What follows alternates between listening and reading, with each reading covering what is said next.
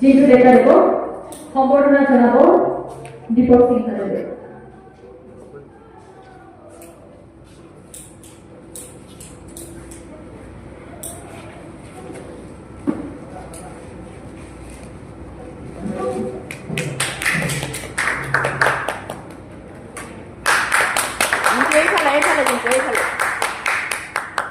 এইফালে ঘুৰিবা এইফালে সিধা আছে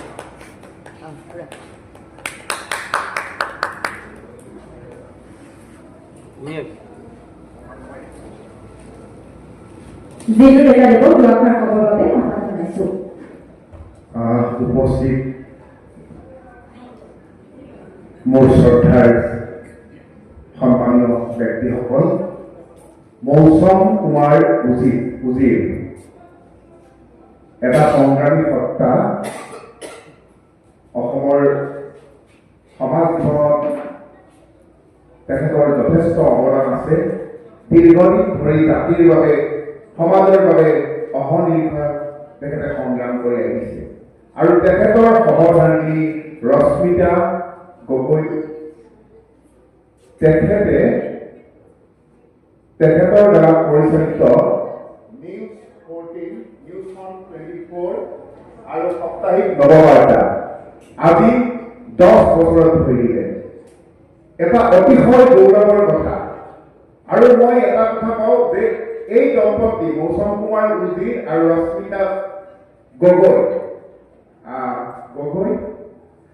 গগৈ এই দম্পতিয়ে অসমৰ সমাজ জীৱনত বহুখিনিয়ে কাম কৰিছে, বহুতৰে দৃষ্টিগোচৰ হৈছে আৰু ইতিমধ্যে তেখেতসকলৰ বিভিন্ন প্ৰশংসাৰ আদিৰ বিষয় ইতিমধ্যে অসমৰ ৰাইজে জানিছে।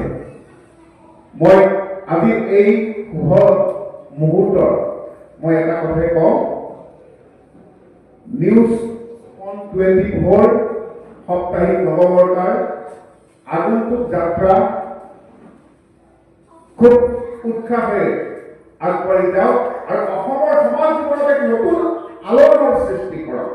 অসমৰ ৰাইজে এই চেনেলটো আৰু এই বাতৰি কাকতখনক অতি মৰমেৰে অন্তৰৰ পৰা আঁকোৱালি লৈছে। আজি 10 বছৰৰ পিছত আকৌ ক্ষীপ্ৰ গতিত তাকে কামনা কৰিছো। ধন্যবাদ।